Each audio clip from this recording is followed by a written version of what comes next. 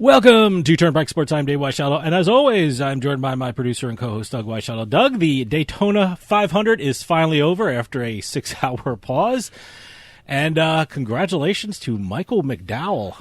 Yeah, first time he's ever won anything in NASCAR. How would you like your first win in NASCAR to be the win at Daytona 500? Especially on a midnight run, too. Absolutely. Boy, that was a scary crash coming into the final turn. Lap, yeah. Oh, wow.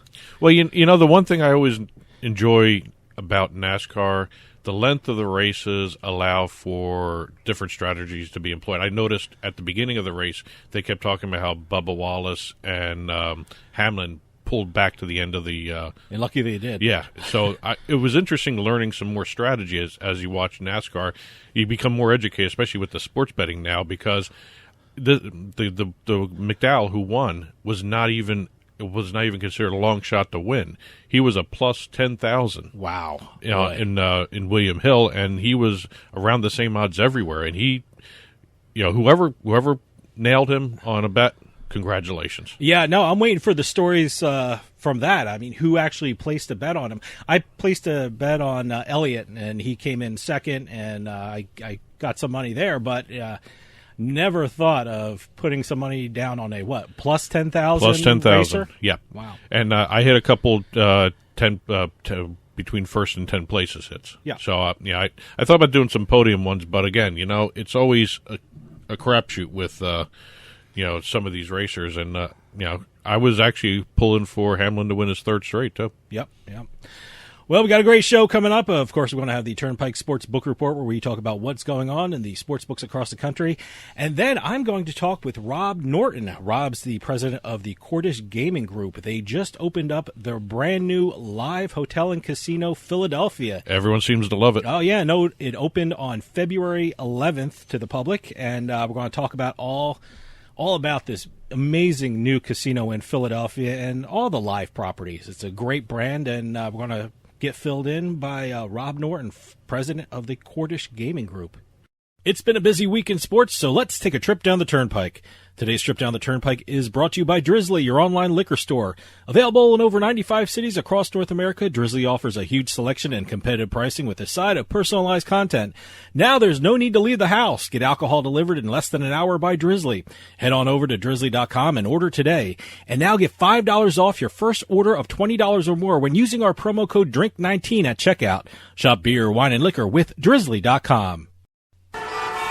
Exit 1. Okay, we're going to start off with a little gambling advertising talk. Okay, all right. And now this is a recent report by a media intelligence platform, Media Radar. This is what we're going to be talking about. They released a report on the gambling advertising amount, how much the betting operators advertised in 2020.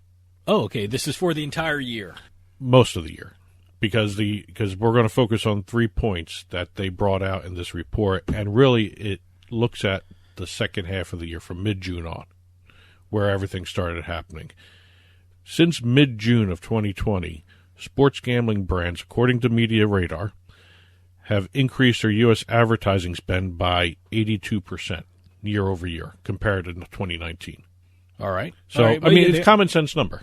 If you think about it. Sure. And they also made a lot of deals, too. I mean, a lot of betting, betting operators made a lot of deals. Well, I wonder how that tied in with advertising. Well, if you think about it, every time we've had a guest on that talks about sports betting, one of the things that's always mentioned is how often you see a gambling commercial. And I can tell you here in New Jersey, it's every 5 minutes on TV anyway. Well, this is what this research report focused on. And again, 3 points came out. The 82% year over year in the second half of the year is an amazing growth period. And they pointed to a couple of instances that really focused everything. Well, they pointed to the fact that the Stanley Cup playoffs, as well as the NBA Finals, were pushed back because of COVID. That added to the increase in the ad spend. It was a more focused ad spend towards the end of the year because not only did you have the playoffs in both basketball and hockey, you also had football starting up. I'm trying to remember when sports started up again last year in 2020. There was a break, and then I guess that coincides logically. Well, again, it's a matter of what the incredible amounts of sports that was going on in September and October. Think about it. There was so much. It was a loaded sports calendar when sports finally restarted after COVID, all the lockdowns. There was so much going on. I think we even had, did we have the Kentucky Derby mixed in with that? Yeah, well, that was in the fall. I remember that. It went from, May. I can't remember when the Kentucky Derby was. It went from September. May, and then it went to September. It was scheduled in the spring, and then it was moved to September, and that's when I guess it really exploded. All the sports being played all at once too. Yeah, and again, it was just a matter of the lockdown shut down everything in terms of betting, just about everything. I mean, we all know that was the time of table tennis coming around and all that other stuff. Table tennis and what was it, darts? Belarusian soccer or whatever it was, hockey. Asian baseball. Yeah, Korean baseball. Was it Korean? Korean baseball. I knew it was Asia somewhere. Well, here's also a couple other interesting numbers. The research revealed that advertising for sports betting in the U.S. is highly concentrated. The top 10 gambling brands accounted for 94% of the total advertising spend of the whole industry in the last 12 months. So 10 brands were advertising the most.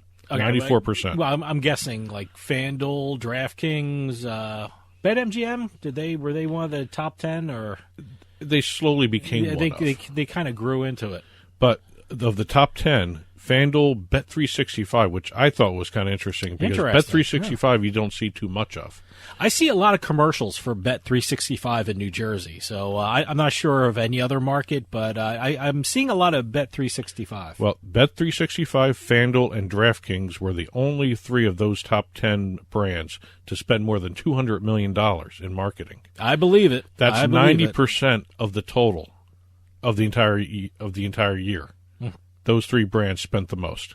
Again, I'm really shocked that Bet365 was up there because compared to FanDuel and also DraftKings, other than those two, you really don't see too many other brands advertised. I think in Jersey you see Play Sugar House once in a while. Yeah. But I'm seeing a lot of Bet365 on the local sports channels, like I think it's MSG or Yes or CSN Philadelphia, things like that. Well, so if you think about it, the one thing that adds to what you said earlier about the deals, Bet365 did the Jets and I think the Jets. Oh yeah, the Jets. Yeah, they have the pregame pre and postgame show. They had pre-post, but they're also all over the stadium. Yeah, Bet365. That was more advertising than anything. For people who don't know, Bet365 is the sponsor of the pre and post Jets, New York Jets game. Yes. So and also the stadium, too. They're all over the stadium. Yeah, I see them all over the stadium, too. So, the last little tidbit I'll hit for the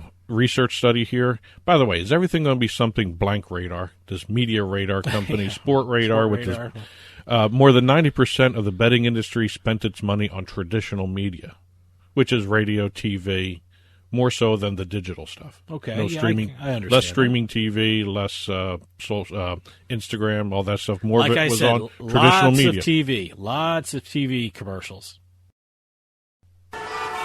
Exit 2. Even though we just finished the National Football League season with the Tampa Bay Buccaneers winning the Super Bowl, NFL is always in the media somewhere. It's 24/7 now. I guess next is the well. First off, we're having a whole lot of people leave teams and go to new teams, and it's I can't remember an off season like this because it's just absolutely amazing.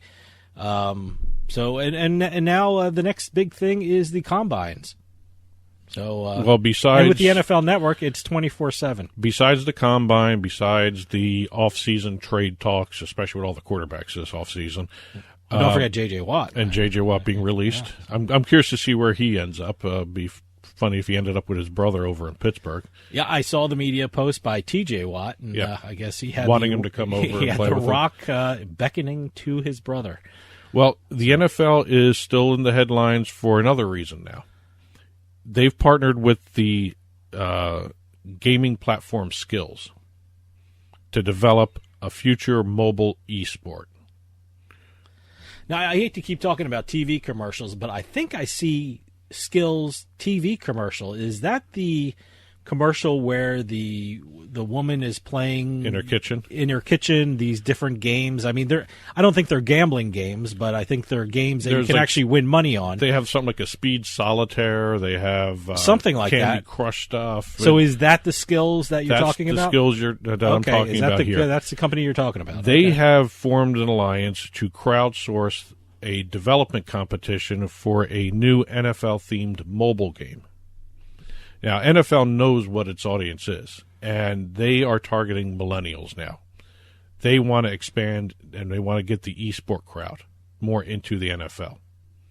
So what they're going to be doing is they're going to be creating a competition where you're going to be developers are going to be competing against each other to create a new NFL-themed mobile game that whoever wins this competition, it'll be on the Skillz esports platform.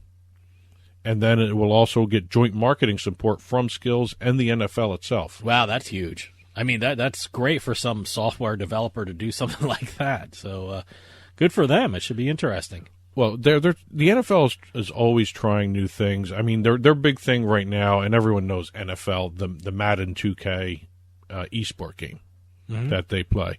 And they see the money they're getting from the Madden deal. I think the Madden deal that they just signed that goes through 2026 brings in $1.6 billion to the league and to also the players' union. And it's kind of interesting how it's split. It's $1 billion to the league, $600 million to the players. Well, yeah.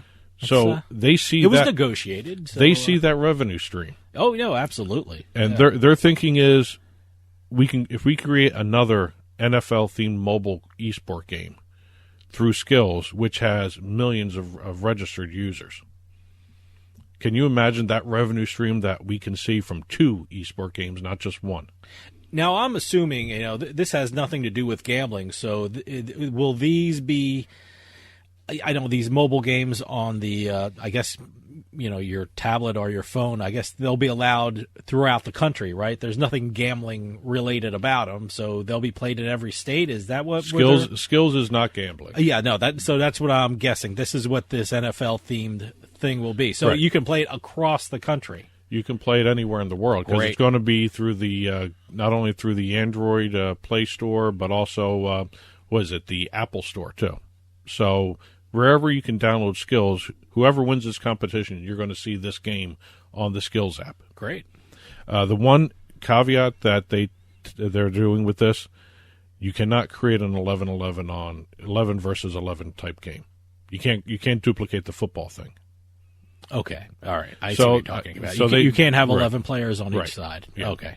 So it's everything except 11 versus 11 simulated games. I guess you can have a battle royal game that, copies Fortnite in this with NFL-themed, teams going at it. Yeah, I guess so. So, or, you know what? I remember my first Atari football game. They didn't have 11-11. I think they had 3-on-3, and it was really crappy graphics. They barely had 3-on-3. Yeah, I don't know. I think they had 3 players, and then they had the quarterback. If you want to call it a quarterback, it was just terrible graphics, and you throw the ball and pray it got past the other 3 guys. So I guess that'd be okay, 3-on-3, right?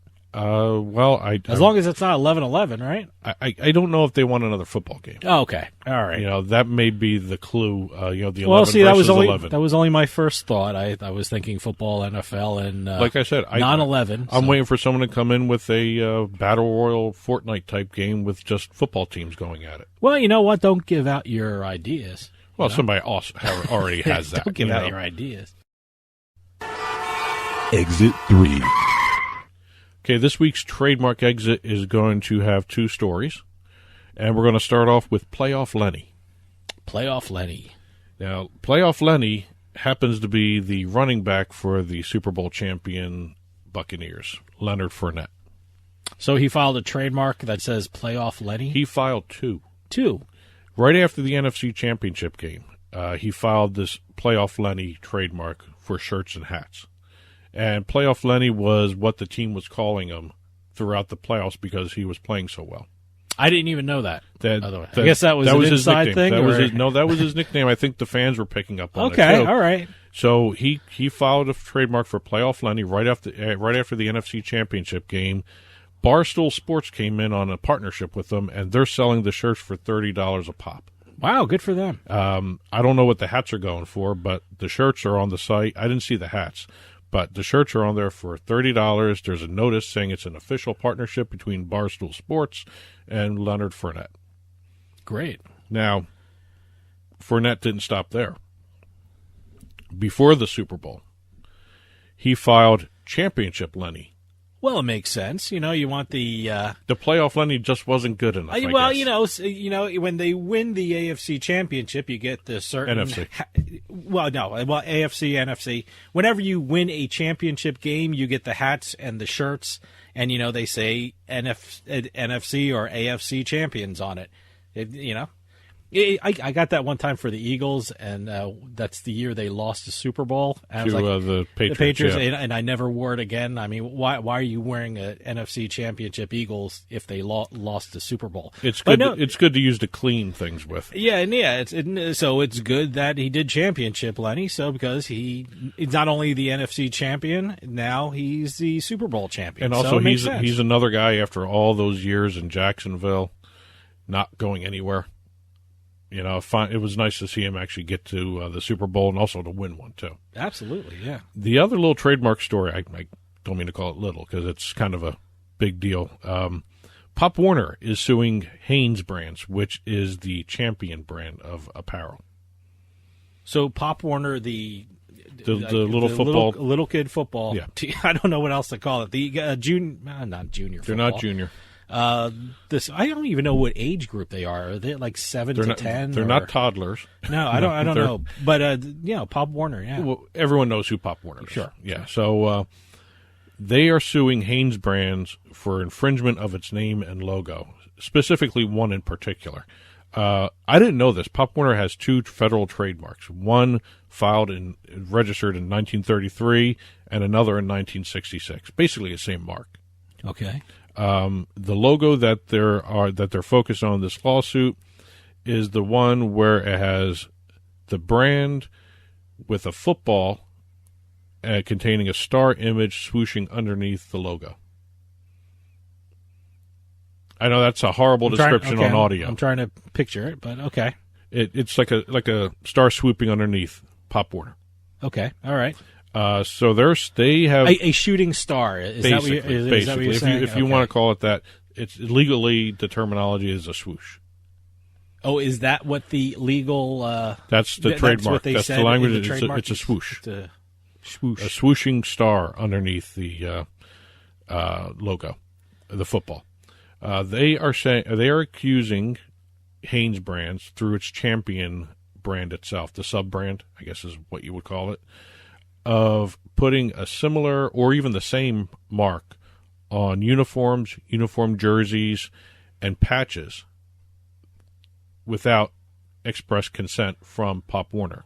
Okay, so they're using the star swoosh. They're like using what the you're brand. saying, They're but- using the brand. Okay, they're not using Pop Warner's name too, No. right? Okay, they're just using the swoosh and Right. the star. Now, All right. this all stems because Pop Warner withdrew all of its other third-party contracts for merchandising and gave it strictly to Pop Warner Authentic, which is a subsidiary of Pop Warner.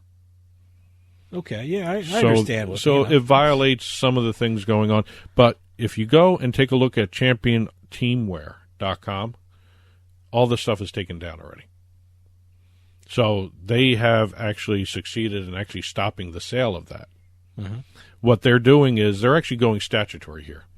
They're looking for damages in excess of $75,000 trebled because they're actually claiming pirated goods. Wow. Okay. That's where the treble comes in. That's a pirated goods statement. Okay. And they want all the profits turned over by from Hanes Brand for the sale of these, I don't want to say counterfeited uniforms, but unauthorized apparel, and also all remaining merchandise to be destroyed. Now, this was just filed in January, so I don't know exactly how far along they are with. Yeah, they might be talking it out. Yeah, So okay. you may not see it go further than what they have done right here. Sure. And they have to do it. There'll probably be a deal. In trademark situations, you actually have to defend your trademark. Otherwise, you're giving implicit consent to someone else using the mark, and it would create dilution of the mark. Exit 4. And last but not least, Major League Baseball always screws around, and sometimes they do things that work, and sometimes they do things just to do things. And I don't understand what made them change this at the time, and I'm referring to changing the baseballs for the upcoming season. It looks like we're going to get back to the dead ball era. I don't know. Certainly not the dead ball, but it's going to be, I guess, less home runs. I think someone actually, I heard this week that the way they're making the new baseballs, it will carry 2 feet less. Or 2 to 5 feet less, kind of thing. I don't know. I don't know what they are having done to the ball manufacturer Rawlings, will be loosening the tension on the first of 3 wool windings within the ball. So it'll be a little more squishy. So it's not going to Less be bouncy, as hard, and it's less not going to bouncy, go as far. less bouncy, and way lighter.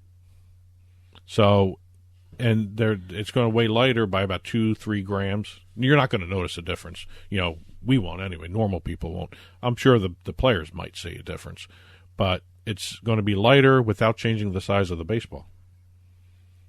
The first thing I thought of is, what are they going to do in Coors Field in Colorado? They used to have to put the baseballs the way they were into some kind of humidifier to actually kind of keep them from traveling extra far, in that stadium, in the thin air up in Coors Field. But I'm curious how these new balls will react in Coors Field. The Rockies weren't the only ones doing I don't know why I humidors. thought of that first. Well, again, the Rockies weren't the only ones using humidors. There were 5 teams last year. Really? I didn't know there were 5 teams. Rockies, the Diamondbacks. I can't say D-backs because I have to almost close to saying D-bags. Yeah. But Diamondbacks, Mariners, Mets, and the Red Sox. They all kept their baseballs in humidors. I understand the Rockies, maybe the D-backs, but I'm not sure. I can understand the Mariners too. Seattle Mariners, there's a lot of humidity in the air anyway in Seattle. Why do they need extra humidity in a humidor? Less offense. I guess, and they're trying to make it pitchers' ballparks. Yeah, I guess they are, but no, I didn't know the Mets or the Red Sox had anything to do with that either. But well, those 5 there's going to be 5 more. They haven't announced who they are yet. Okay. But 5 more teams are going to be storing the baseballs in humidifiers for games. So you're going to see. I mean, even with these new balls now. Yeah, even with these new balls. All right, because it really, I don't know how much of a difference it's going to make. They mentioned in the memo, the league sent a memo to all the teams. Well, it's going to make some difference. They're changing. they obviously want to make it a difference. They're changing the balls, so they're basing upon the shortened season here that was COVID. In terms of the number of baseballs hit, home runs hit, because in 2019 they had a record 6,776 home runs hit. In the pandemic shortened season, they only saw a decline by 0.1%, from 6.6% in 2019 of all the balls hit were home runs to 6.5%. I mean, you're talking maybe 10, 15 ball difference. Then maybe why do less. it? Yeah, then why do it? That's what I'm saying. It doesn't make sense for their. And by the way, why that. take away the most exciting play in your sport? Everyone loves watching home runs. I mean, my favorite moments in sports involve home runs. Why do they even want to take away this? I mean, I just don't get it, but whatever. Well, again, it's a matter of not only, since we also deal with sports betting here, we got to look at how this is going to affect the over-under for not only season totals, but game totals. I think even last year or year before, they actually had an over-under of league total home runs. So you're going to have to look at, not only the preseason and get the best value when you bet prior to the start of the season for home run totals, for teams, for players, for everything. You're going to have to take a look throughout the first couple of weeks, too, to see how much has changed. Because if you're talking 2 home runs a difference per game, per week, that adds up. And I think the stronger players may see a bigger difference than the weaker players. Well, I'm curious, the northern teams versus the southern teams. I mean, if you're playing in Florida, will these new balls carry just as far as, I mean, look, you're playing in the north. You got some, you're probably going to have some snow in some of these games. Like the Mets or the Red Sox, you might, have some really horrible cold weather. Well, I'm very curious how if you got to bet on over and unders in the northern part of the country as opposed to the southern part of the country. Well, how about the hitters that have the notoriously slow starts too? Sure, because that over under is going to be really drastically affected by less home runs at the beginning, even less than what they usually do. I mean, they're saying this isn't going to affect the pitching. I'm curious to see if it will affect the pitching. Yeah, that's true. I'm thinking hitters and how far the ball goes. I wonder if there's going to be more spin on a curveball or a more drop in a will allow the change up. Will allow the grip on the ball to be better for the pitcher. Sure, I don't know if they can hold it better. I mean, the bounciness is going to be lower. That means it's going to be a softer ball, I would think. That's what I mean. Is the ball going to move a little better? I just can't see how they're saying this is not going to affect ball. Pitching as much as as the hitting. I mean, you're going to see less home runs. You might see even more so less home runs with the pitching changes too. I don't know. I'm curious to see exactly how that happens. And today's trip down the Turnpike was brought to you by Drizzly, your online liquor store. Available in over 95 cities across North America, Drizzly offers a huge selection and competitive pricing with a side of personalized content. Now there's no need to leave the house. Get alcohol delivered in less than an hour by Drizzly. Head on over to drizzly.com and order today. And now get $5 off your first order of $20 or more when using our promo code DRINK19 at checkout. Shop beer, wine, and liquor with drizzly.com. And as always, you can get in touch with Turnpike Sports by calling or texting us at 609-512-5910. That's 609-512-5910. At Turnpike Sports is the show's handle on Facebook and Twitter. At Turnpike Sports Radio is our handle on Instagram. And as always, our email address is info@turnpikesportsradio.com. And don't forget, you can listen to the show via Spotify, Amazon Music, iTunes, radio.com mobile app, as well as Stitcher and YouTube. You can also watch us on your smart TV, Roku, Amazon Fire, Apple TV. Head on over to turnpikesports.net. You'll be able to watch our video channel there. Well, stick around because later on we're going to have the Turnpike Sports Book Report where we talk about what's going on, the sports books across the country. But coming up right after this, I'm going to be talking with Rob Norton. He's the president of the Cordish Gaming Group to talk about their live casino brands, especially their new casino, Live Hotel and Casino Philadelphia, which opened on February 11th. It's an amazing place. Stick around. More Turnpike Sports right after this.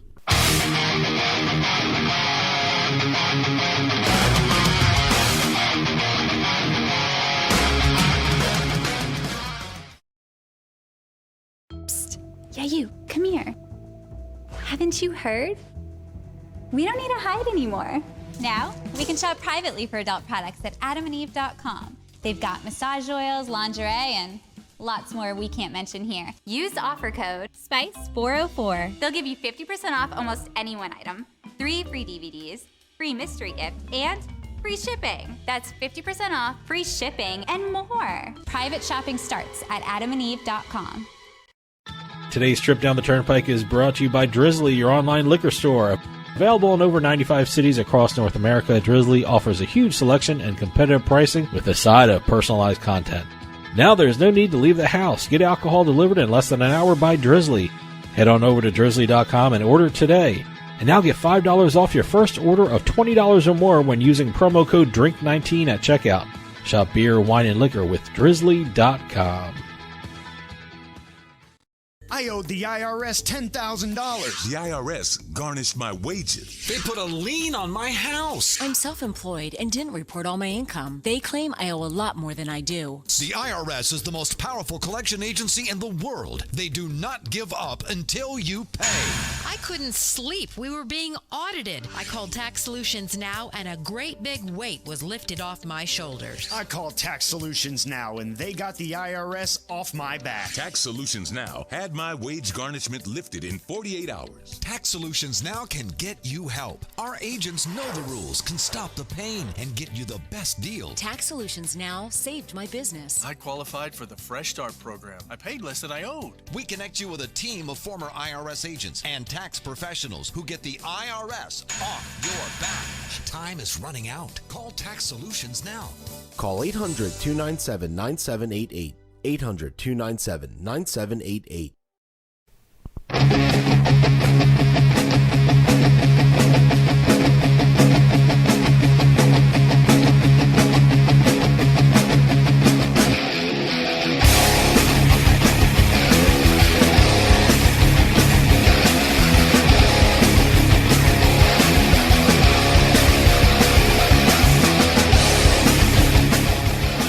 Welcome back to Turnpike Sports. David Weischadle with you here. When I think of innovators in casino and hotel development, I think of the Cordish Gaming Group. Whether it be the Seminole Hard Rock Casinos in Florida, the Live Casino and Hotel in Maryland, the new Live Casino and Hotel Pittsburgh, or their soon-to-be opening Live Casino and Hotel Philadelphia, which is opening on February 11th. Those are the properties that are changing the casino industry for this new decade. And to tell us all about these incredible properties, we have the president of the Cordish Gaming Group, Rob Norton, on the phone. Rob, thanks for joining us. My pleasure, Dave. Good morning. Good morning. I had to tell you, what Cordish Gaming Group is doing with the casinos across this country is just incredible, and it's some of the most exciting new properties in the country today. How did you become involved with the Cordish Gaming Group? Well, it goes back a little over a decade ago when the Cordish companies was starting to develop plans for Maryland's casino here in near the BWI region. I reached out to them understanding that this was going to be nearly 5,000 slot machine facility. And with my background on the gaming side of the business, I felt like I could be a great fit for them. And, you know, everything else is magic after that. We've been partnered up and we've been growing the brand, and it's been an incredible journey. I think magic is a great word for it, because I got to tell you, you were general manager of one of the best casino properties, I think, in the U.S., and that's Maryland Live. I mean, not long ago in this country, when you thought of going to a hotel casino destination, you were either thinking Las Vegas or Atlantic City. And what Cordish did for Maryland Live, I mean, it really changed people's thinking of where to go to a casino. What were some of the challenges in changing the idea that Maryland is now a casino destination? You know, honestly, I think the largest thing we faced was kind of a preconception that people had about casinos outside of Las Vegas or Atlantic City. You know, they had this, quote unquote slot box kind of mentality around how people saw casinos in outside of Atlantic City and Vegas. And, you know, as casino operators, companies were playing right into that mentality. And I think what we did just right out of the gate was kind of shock everybody by the quality of what we built in the resort for, you know, at that time, a slot-only facility. Everything about how we developed and built out and took, approached the Maryland Live Casino was done from a full regional destination mindset. From the very beginning. And, that took some time for people. It was, for years I'd hear from people who hadn't been there, that's just a slot box. And I'd say, you really need to come experience it to understand. It isn't, it really isn't. And, we did that in the face of a 67% tax rate at that time. But we still believed in providing that experience and that approach. And that's, I think that was probably one of the biggest challenges we had is to not be lumped in with kind of everybody else and how they approach these types of projects. Now, Maryland was the first of the Live brand casinos that you, Cordish, developed. What was the concept behind the Live brand? So the Live brand was actually a brand that the Cordish companies owned and had started using in entertainment destinations. And when we started putting together the plan for Maryland Live at the time, what we clearly were putting together was a concept that was an entertainment concept, and Live was by far the best fit for the name, and it really we never considered any other brand because it speaks to the energy and the excitement that we aim for in our casinos. And Maryland Live was the first one to approach the casino energy and casino experience with that live mentality. So it was from day one always destined to be live. I know a lot of people who live in that area. I mean, they go to Maryland Live for drinks after work, for special occasions for their family, and it's just an amazing part of the community. And was it always the intention that Maryland be the first of the really big live brands of the casinos, or was that a test case for you guys, or was that something that Maryland is going to explode with this casino? No, as I stated, this is, live. Live is it was always destined to be live. We knew this casino was going to be special, and we knew it deserved to carry the live brand. And it's grown and lived up to the expectations of the brand, and quite frankly, it's helped to entrench the brand into everybody's mind. Oh, absolutely. And Maryland Live has been consistently one of the highest grossing casinos in the Mid-Atlantic. I mean, I'm from New Jersey, and I've seen casinos fail in Atlantic City, so that's not an easy thing to do. Why do you think Maryland Live has been so successful? I mean, is it the games you offer? Is it your marketing of the product? Is it your restaurants, which, by the way, are some of the best in the country on all your properties? Why is the reason Maryland Live has been so successful for so long? I think all of us believe that in general, casinos offer the same slots and tables. They offer the same gaming product, if you will, but it's how you package it and it's how you approach that gaming product that makes each casino unique. And for us, this comes back to what we were just talking about, which is packaging it under the Live brand, which means that we do things in a way that's more spontaneous, more creative, more energized. Everything that we do runs through the Live brand filter. And at the end of that, it creates an experience that's very different. It's very noticeable. We start everything from an entertainment thought. So whether you're doing, just the simplest of things, everything we do starts from how does that fit the Live brand and that Live experience. So, I think that's what makes it different. And then you add on top of that, Dave, that this is not your traditional, casino stock exchange company. This is a family company. Mm-hmm. And so you add the Live brand with the family atmosphere that we create for our team members and for our guests. And, I think even as big as we are, we hear all the time that we do things just different, a little bit more personal. We do things where, parties at the owner's house, and we have, everything we do is just with a flair that speaks to the fact that we are truly a family company that runs under this Live brand. What are some of your future plans for Maryland Live? I know the state of Maryland is starting to flirt a little bit with sports betting. Do you see sportsbook at Maryland Live in the near future? Yeah, we're planning for it. We've actually started construction on a new restaurant concept already. The restaurant concept is Sports and Social, which will be the third Sports and Social in our casino company. And what we've done is we've actually integrated one of the, I think, most exciting sports entertainment concepts out there, which is Sports and Social, with sports betting in the other two venues. And what we're bringing to Maryland takes it up even a notch. You'll find hundreds of feet of LED screens, tiered seating, social games interaction, casino game interaction, along with some of the best sports viewing and sports wagering available right here in the center of the casino in Maryland. Two of the company's recent expansion projects are in Pennsylvania, and I wanted to ask you first about the Live Hotel and Casino Pittsburgh. I mean, what led the Cordish Gaming Group to decide on the Pittsburgh market for their casino? Well, I mean, we definitely approach our developments and looking for great cities, great population centers that we feel are underserved, and Pittsburgh fits that market. Pittsburgh is a fantastic city. And when you look at the east side of Pittsburgh, it was a big hole in kind of the locations of the casinos in the state of Pennsylvania. And our our operation, under a Category 4 license, had to fit within certain parameters due to the legislation. So we, that in my mind ended up being, one of the best, if not the best, potential locations that were available for expansion in the Pennsylvania market. What has been the response been in Pittsburgh to the new casino? Because I know it's a great area. I know we're broadcasting in that area. I want to know what were the responses to the customers for the Pittsburgh property?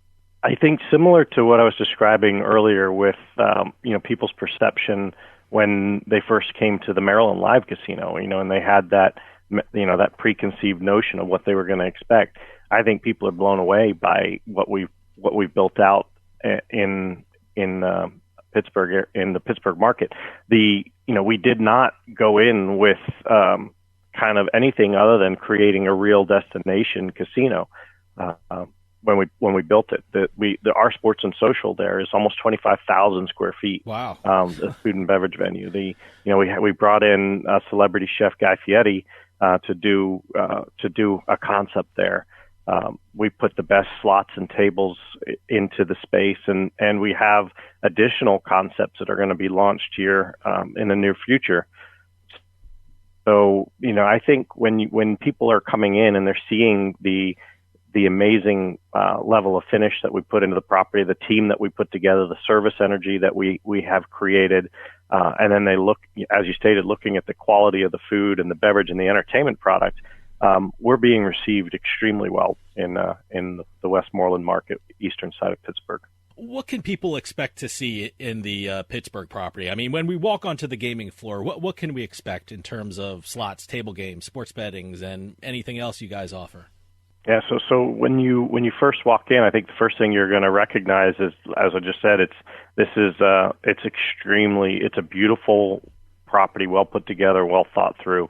You're going to find all your favorite slot machines, all your favorite table games, very convenient, easy in and out.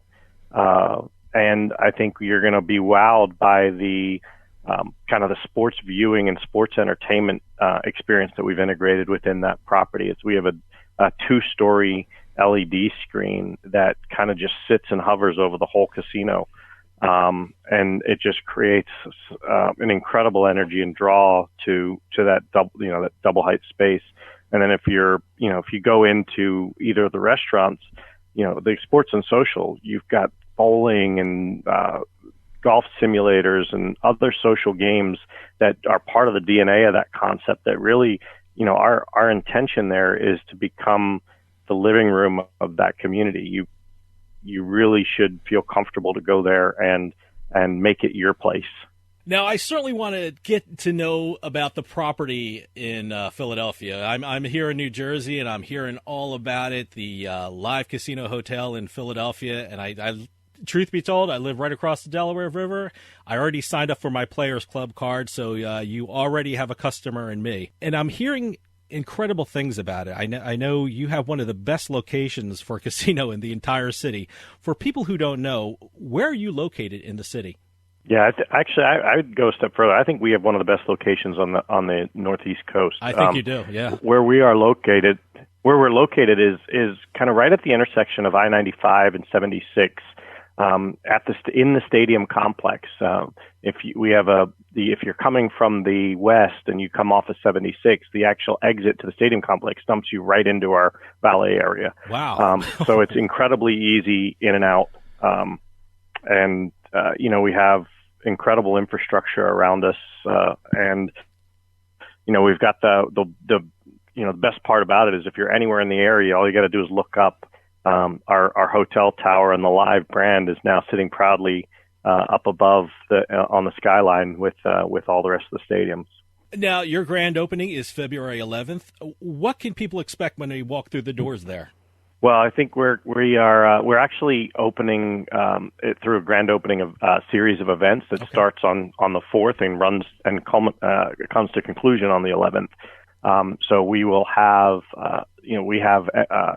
with COVID, it's a little bit tricky, and that's one of the reasons why we stretched out the opening. Sure. So we've got limited in what we can do with entertainment right now, but we have a series of entertainment style events, what we're allowed to do, And when we have the grand opening event on the 11th, it'll be with kind of a big bang, the fireworks type, event that goes off. But what you can expect when you come is just an unbelievable casino. I think it's one of the nicest casinos in any state at this point. I think you could pick this up and put it anywhere, and it would arguably be a market leader in what we've created and what we've brought to the Philadelphia market. In terms of gaming, what can people expect to see when they go there? I mean, what kind of slots, table games, poker, sports betting? What can you tell us about that when we go there to gamble? Yeah, so it's got everything. So it's got an incredibly nice poker room, over 30 games. We have almost 125 live action table games. We've got an electronic table game product that's built into a bar experience. The center bar has live table games integrated into this large, exciting entertainment space. We've added gaming into our restaurant concept called Sports and Social. Not just the sports book, which you know about, which is partnered with FanDuel, but also you'll find live table games in the actual restaurant space and the entertainment space. And then when you look at the food and beverage concepts and alike, we've really taken the Philadelphia market to a new level in the types of concepts that we're bringing in and the quality and the experience of the dining entertainment.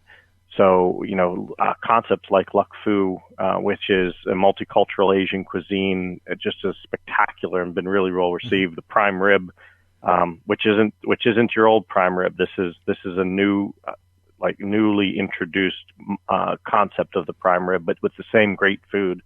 10th Street Marketplace, which has got six great venues: Guy Fieri's Taco, Guy Fieri's Burgers, Lorenzo's Pizza, Termini's Pastries, Sankey Noodle House, Morty's Deli, are all located in the marketplace and brought together with Lucky's Liquor, which is a big bar right in the middle of the whole space. Wow. The 200-room, beautifully well done hotel with over 30,000 square feet of meeting and convention space and entertainment space. So it really is, when you talk about it, it's a mouthful. It's a lot to get out. I'm sure I missed something. But, it's a full resort experience right there in the heart of the Philadelphia Stadium Entertainment District. And we're expecting to turn heads, and I think we're going to see a lot of people come back because this is what they deserve. They deserve this level of product and this level of experience. I'm a Philly sports fan, and given your location next to the sports arenas, I just cannot wait to check it out. I already saw the pictures on the social media of the sports bar you had, Social, I think you called it, and you also have a sports book there. Tell us something about what the Philly sports fans could expect when they visit Live Philadelphia. Well, I'll tell you, this is going to be the home base for the Philly sports fans, the before game and the after game. We have our partnership with Xfinity Live. That's a sister company of ours. It's in the stadium parking lot as well. And, we plan to celebrate the games throughout the complex, just like we have done for years at Xfinity Live. And really embrace those teams. We're also partnering with each of the teams in the stadium district to create experiences for our players within the stadiums and to kind of bring that whole experience together. This is the only place in the country where you have all four sports teams in one location, along with with a true destination resort casino. I think it's going to create some awesome opportunities and experience for those who enjoy the teams as well as enjoy the opportunity to game and dine and see and experience the other entertainment will offer. In this day and age, we can't talk about just the retail property of a casino. But we have to discuss a casino's online presence. Tell us something about Live Casino's online presence. Well, that we're still developing the Live Casino online presence to be a truly integrated online presence. I think there's many examples out there of online casinos that are disconnected from their bricks and mortar counterparts. In our case, we intend to fully integrate the rewards programs between online and bricks and mortar, and that process is nearly complete. So once that's done, you'll be able to earn and redeem points and comps, from your online play in the bricks and mortar facility. You'll be able to earn towards your tier cards in your live rewards programs from the online towards the bricks and mortar, or vice versa. One of the things I thought was really well done and very clever of our team is that they actually launched the online casino nearly 6 months in advance of the bricks and mortar facilities opening. So we introduced the live brand into the Pennsylvania market, well in advance of the actual casinos being available for use, and people got to start interfacing with the live brand and earning points and earning rewards. And some of the cool things that we were able to do, talking about how we are bringing the casino and the online together, is folks who are playing online with us actually are earning special invites to our grand opening celebrations. Wow. That happened in Westmoreland, but also those that are about to happen in Philadelphia. Mm-hmm. Both your Pennsylvania properties have a sports book in them. Now, I've talked to a lot of owners and a lot of operators of casinos who say, we need sports betting because sports betting brings in the younger crowd. They bring in the millennials. That helps the bottom line of a casino. In your opinion, how important has sports betting been to the casino industry?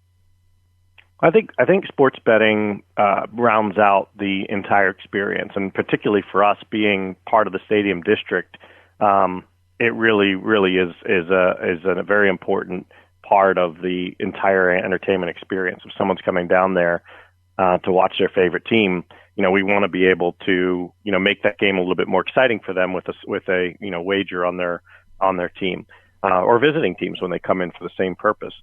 So I think it definitely rounds out the overall experience, and I think it's very important for that general entertainment experience concept. So I think the one piece that we're doing is we're doing it a little differently. You're not going to go see our sports book and get the kind of the stuffy, kind of boring Vegas sportsbook experience. This is being built into one of the coolest, most exciting sports entertainment concepts. Full restaurant capability, bar capability, and social gaming. Our social games, along with casino games, all within the sportsbook space. So it's not something. I don't think you're going to go there and get that sleepy sportsbook experience that you see in other casinos. You're going to get something that will energize you.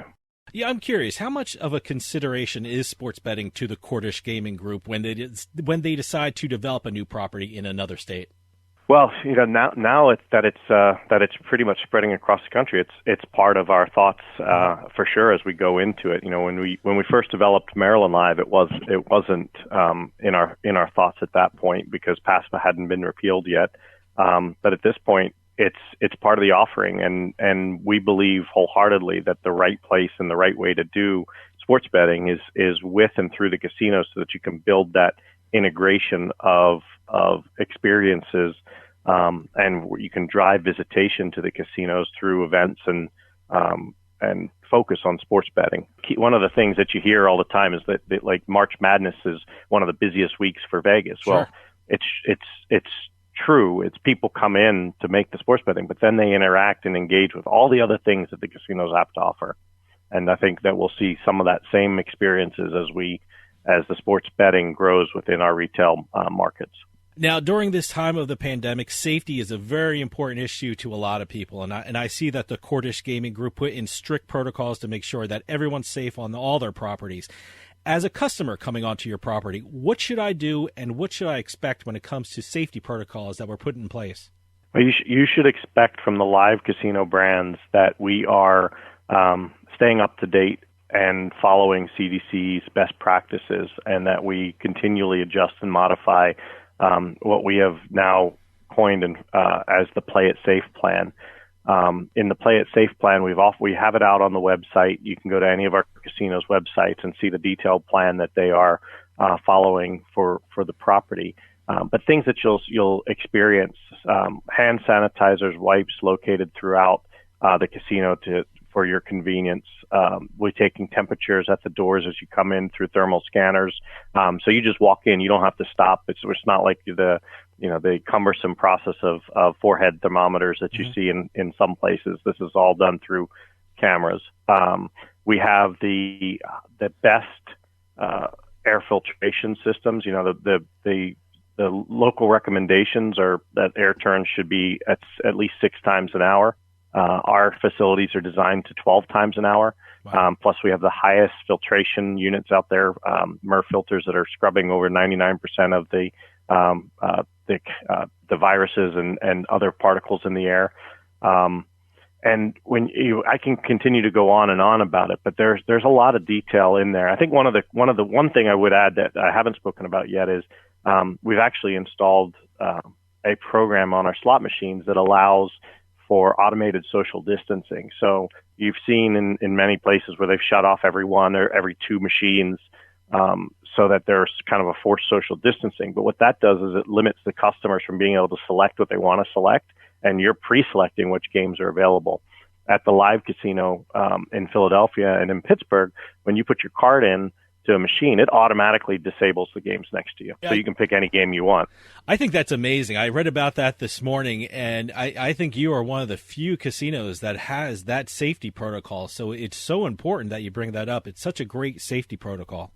Yeah, and listen, our partners have helped us develop and implement this, and those are the way we're thinking and continuing to refine our safety protocols and to ensure that customers feel comfortable. If you don't feel safe, you don't feel comfortable, you're not going to come, and so that's our top priority, not just for our customers but for also our team members. It's been a very tough time and a very challenging time for the casino industry, and I certainly want to get your opinion on how this pandemic has affected the entire industry. I mean, you've seen it all in the casino business, and I'm just wondering, do you see a light at the end of this tunnel? Do you think we're going to get to some kind of normalcy in the near future? The near future is the question, and I'm rooting for it. We're starting to see things move in the right direction. As it relates to the key indicators from the COVID virus, and I'm hoping that as people see, as the vaccines pick up speed and we move towards the summer, that we'll start to get back to normal. Normal. I'm not sure what the new normal will look like. I know. I'm not the best at the crystal ball process, but what I do know is that we're watching and reacting quickly. One of the benefits of live and who we are is that we have the ability to adapt fast and be very nimble in our processes. So I'm looking forward to the day where we're running restaurants and entertainment concepts the way they were designed, and that we've got our showrooms and our headline entertainment back in operation, and where people are free to have fun without the worry hanging over them. And hopefully that'll be sometime in the very near future, and we look forward to that. Rob, we don't have a lot of time left, but can you give out your website so people can find out what's going on with the incredible properties and take advantage of some of the promotions that you offer at your casinos? Yeah, I think each property has their own website. So if you want to check out our Philly property, which is the newest and exciting, it's philadelphia.livecasinohotel.com, and we hope that we see everybody there and have come join us for a great grand opening series of events, and look forward to sharing our opening with y'all. Rob Norton, president of the Cordish Gaming Group, thanks so much for coming on and keeping us updated on your amazing properties. I want to remind everyone that Live Casino and Hotel Philadelphia is in the process of opening and it culminates on February 11th. And I think this property will be one of the premier casinos in the U.S. So thanks so much for coming on and telling us all about it. It's my pleasure, Dave. Thank you so much, and look forward to seeing you there. Oh, absolutely. Hey, like I said, I got my card. I got my updates on my phone when I signed up at Live Philly, so I can't wait to go. Sounds good. Stick around. We'll be right back with more Turnpike Sports.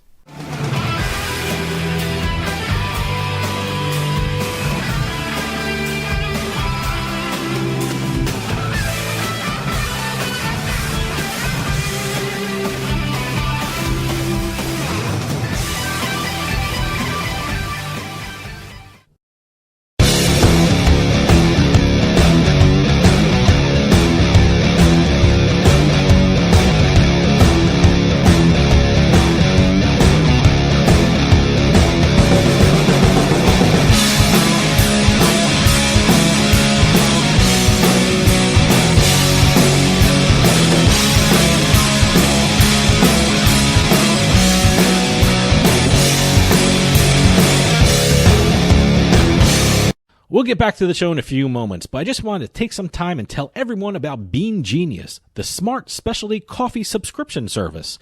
Bean Genius sells freshly roasted coffee from some of the best independent coffee roasters in the country. They feature over 2,000 specialty coffee blends, all at your fingertips at beangenius.com. Here's how it works. Head on over to beangenius.com and take their palate profiler test to find out what coffee best fits your taste. Then select from a variety of subscription plans. Every subscription comes with free shipping, and delivery can even be scheduled for once or twice each month. And based upon your review of each coffee blend you try, Bean Genius actually learns your individual taste preferences and then suggests future coffee blends for you. And now you can get 10% off your Bean Genius subscription when you use our promo code PIKE at checkout. Bean Genius offers a variety of subscription plans to suit any coffee lover's needs. Subscribe with Bean Genius today and start enjoying some of the best tasting coffee around. And save 10% off your coffee plan with promo code PIKE. Psst. Yeah, you. Come here. Haven't you heard? We don't need to hide anymore. Now, we can shop privately for adult products at adamandeve.com. They've got massage oils, lingerie, and lots more we can't mention here. Use offer code SPICE404. They'll give you 50% off almost any one item, 3 free DVDs, free mystery gift, and free shipping. That's 50% off, free shipping, and more. Private shopping starts at adamandeve.com. Attention seniors with Medicare. This is an important announcement. Did you know you may qualify for a monthly Social Security rebate? Did you know you may qualify for a $0 monthly premium? That's right. You may qualify to get $135 added back to your Social Security check each month. Just call the Medicare benefits line to get your options. It's a free call. You may also qualify for $0 premiums, dental coverage, vision coverage, hearing coverage, and prescription drug coverage. With this type of plan, you don't need Medicare supplement insurance. Call now because you deserve to get the most from your Medicare benefits, including a rebate to your Social Security check each month. Agents are standing by with free information regarding Medicare benefits. It's a free call with no obligation, but it could mean big savings for you. Call the Medicare benefits line now to see if you're eligible for a Social Security rebate. Call 800-574-6770. 800-574-6770. Now that we're home more than ever, we need to feel safe. Call it a sign of the times or the world we now live in. What do you want to keep safe? The people in your life? What do you want to protect? Your possessions, the things that belong to you, the things that you've worked hard for. Wouldn't it be nice to have tested, trusted 24/7 protection? Peace of mind, real protection that's always there for you and your whole family? Well, now you can with one of our state-of-the-art home security systems. Everyone thinks their home is safe until the unexpected happens.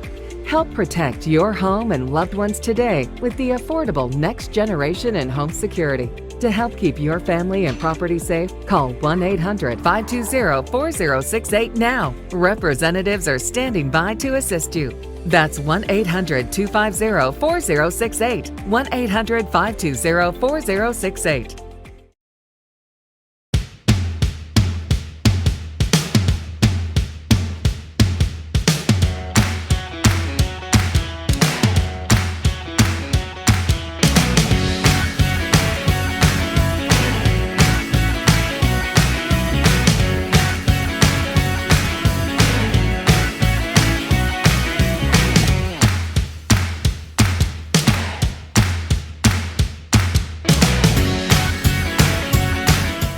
Sometimes life is wonderful, and sometimes it's not.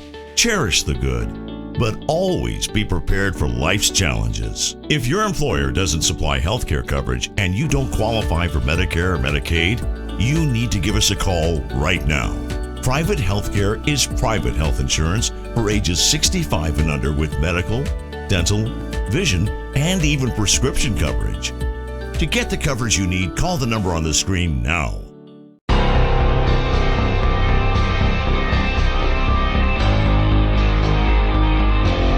Turnpike Sports Book Report.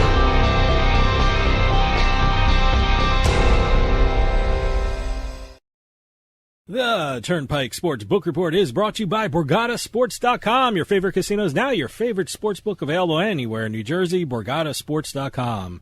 Sign up at BorgataSports.com using our promo code PIKE, that's P-I-K-E, and you get a risk-free bet up to $300 and 20 bonus dollars at BorgataCasino.com. Must be 21 years or older and in New Jersey to place a bet. Terms and conditions apply. Gambling problem? Call 1-800-GAMBLER. Okay, in this week's book report, we've got numbers, Super Bowl numbers, January sports betting numbers.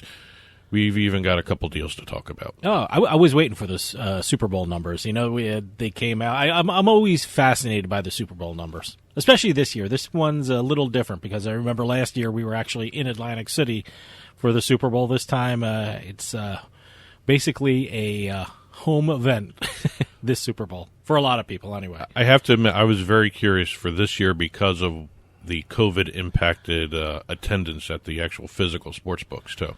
Yeah. I've read some reports that the people were at the sports books, and I saw a lot of people at sports books. So, it was a lot less crowded than it was last year, but I'm very curious to hear these numbers. Well, let's start with New Jersey. New Jersey is basically the leader everywhere in terms of handle and revenue across the country, usually every month. For the Super Bowl itself, $117.4 million was wagered on the game. That's the handle. $106 million paid out. So a total revenue for New Jersey sportsbooks was about $11.3 million.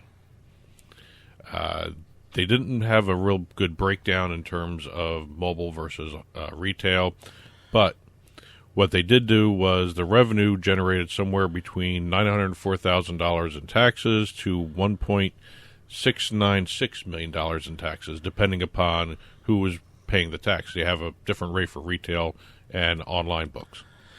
Yeah, let me tell you something. Speaking as a person who lived in New Jersey and stayed in New Jersey and bet in New Jersey, I had a ball watching the Super Bowl and tracking all my prop bets. That's the only really sporting event that I have that many prop bets going at that one time. So it was a lot of fun. Yeah, that is really the only game I do a lot of prop bets on as well. But, I mean, that's what the Super Bowl has become now. Not just betting on the game, but betting upon every aspect of the game. Although I did not do the coin flip. I refuse to do the coin flip. That is such a... I was going to use flip of the coin kind of a bet, but it literally is. There's no thought involved. I mean, you just pick a side and go with it. Well, I said New Jersey's the leader pretty much everywhere in terms of sports betting numbers. Nevada beat them for the Super Bowl. Okay. 136.1 million was the handle for the Super Bowl. That beats Jersey by about 20 million, 20 million, and that was still down from last year by about 20 million in Nevada. They had about $154.6 million in handle last year for Super Bowl 54. I believe that's what the number was. Yeah. The 2020 Super Bowl, just to be on the safe side. Books brought in $12.6 million revenue. Well, just to defend New Jersey and the entire East Coast for the Super Bowl handle, for the Super Bowl, I just got done shoveling snow from one of the many snowstorms we had. If you're in betting New Jersey. Online, that's no excuse. But I'm just saying, no one really. During the Super Bowl, that we had kind of a snowstorm that morning. Well, so not a lot of people were traveling. You can't shovel one little bit of snow. Take your phone now, place a bet, put it back in, do another shovel, do another bet. What I meant was we weren't traveling to. Not a lot of people in New Jersey and Eastern Pennsylvania were traveling to sports books. No, but New Jersey and Pennsylvania are flooded with online sports books. I know. But again, Super Bowl's kind of an interesting animal, especially this year's Super Bowl. Maybe a lot of people just weren't interested in the game. I thought it was a captivating game, even beforehand. Oh, it was a boring game. The game itself was boring. I loved it. 31-9, no, the game was boring. Oh, no, and from that point of view, but to see, look, everyone was expecting the Kansas City Chiefs to, a lot of them picked them to blow out the Buccaneers. And, look, the start of the second half, I was waiting for Kansas City to do something. I was waiting all the way through the fourth quarter, too. I was captivated. It just didn't happen. Real quickly, Illinois had a Super Bowl handle of $45.6 million, with 42.7 of that being done online. So they had a good online handle for the Super Bowl. Tax revenue was $1.148 million. This was an interesting stat somebody threw out. I can't remember who it was. The money bet on the Super Bowl was nearly 25% of the total amount of all bets made in November. Now, Illinois hasn't reported their December numbers yet, so I have to compare it to November. Okay. Just wanted to, just in case you thought I meant December there. It's November. Pennsylvania had $53.6 million bet on the Super Bowl. Just under $47.5 million was done online. That's a 74% increase in wagers placed on the game last year. Revenue of $9.418 following a negative revenue of last year's Super Bowl. Okay. I guess a lot of bettors won. Well, they were still negative in one aspect. Online revenue was $9.3 million. The retail revenue was minus $24,000. Interesting. Yeah, but they were not alone because New Hampshire reported a negative handle. They had a handle of $7.1 million. They paid out $8.8 million. They had a negative win rate. Yeah. Of minus 24%. Their handle was, say that again. 7.1. They paid out 8.8. Okay. Yeah. Oh, wow. Okay. Yeah. Well, look, I mean, New Hampshire is in New England, and New England, if you listen to the media in New England, a lot of people were really, really tuned into this Super Bowl because, look, we do a lot of work in New England. We have an office in New England, and you're seeing a lot of Tom Brady, Tampa Bay gear. So they were tuned into this game. Again, you're starting to see really... And good for New England. Well, I hate to say it this way, but for New England, you're starting to see it was Brady more so than Belichick. But then again, Belichick's dealing with an empty coffer there. He's got no players, and also a lot of the good players opted out of COVID, so because of COVID. So you didn't see the team at full strength no matter what. And well, let's be honest, it doesn't. That quarterback play was terrible, too. Well, the Patriots, I'm not sure who their quarterback is right now, so who knows?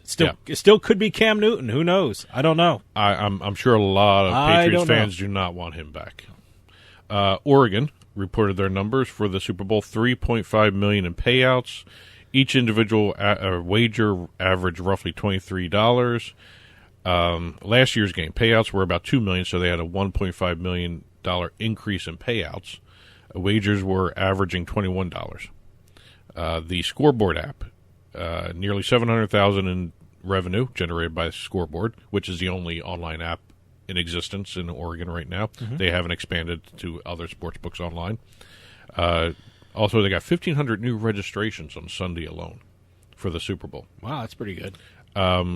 Last but not least, we have BetMGM. BetMGM reported they generated 17 times last year's handle and 11 times more bets on Super Bowl 50.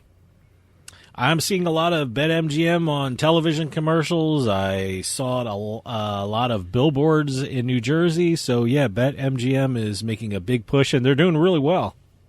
Well, even though all the states had a good time with the Super Bowl, not all the sportsbook operators had a good time with the Super Bowl because several of them went down. I had an issue with one. I had an issue with one trying to get on my phone app. I'm not going to say which one it was, but I just assumed it was a lot of traffic and a lot of people were trying to place bets. But I guess some other people had that problem as well. Well, a lot of the problems were traced back to Canby.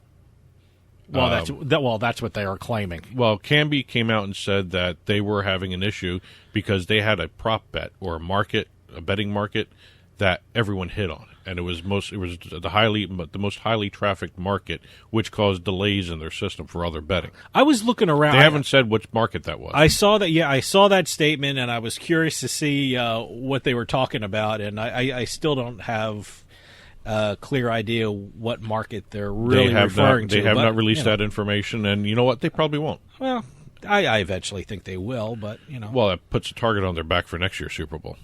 Well, it shows that they're working on the problem as well. One of the overseas operator had a good line. If you're not having technical difficulties on a day like Super Bowl Sunday, you're not busy. In a strange way, that was a good sign for the sports books. That's what the guy was saying. Because just everyone, I mean, I can tell you around this area in the East Coast, everyone was betting online. Everyone was jumping on the apps. The weather was terrible. You weren't traveling, and you were jumping on your computer, you're jumping on your apps, jumping on your tablet, and I even though I had a slight problem with one of them, and I'm talking about a problem like a half hour I had trouble getting on, but I eventually got on.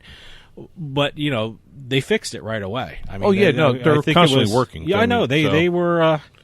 I guess that was their day. That's when they have to all hands on deck. Kind of a day. Like that the overseas guy said, if you're not having technical issues, you're not busy, and that's not a good thing. But like I said, it was a half hour of trying to get one bet in, and I eventually did, and there was no problem for the rest of the day. I'll tell you, I had trouble getting a bet in during the game for the over/under. Because it kept changing constantly, and I still screwed myself. The in-play betting was fast and furious, so that was a lot of fun. And I noticed that every time Kansas City punted, it changed drastically. Sure. The in-play had a little issues, but it was a matter of timing your bet right, getting the total right or the spread right. But from where I was sitting, they handled it right away. Yeah, I mean everything was handled right away. So. January numbers are out as well. All right. We'll hit a couple of these for time's sake. Indiana reported a sports betting handle of $348.245 million, which is its third consecutive monthly record handle. 104% from previous month, up. So they're just growing by leaps and bounds here.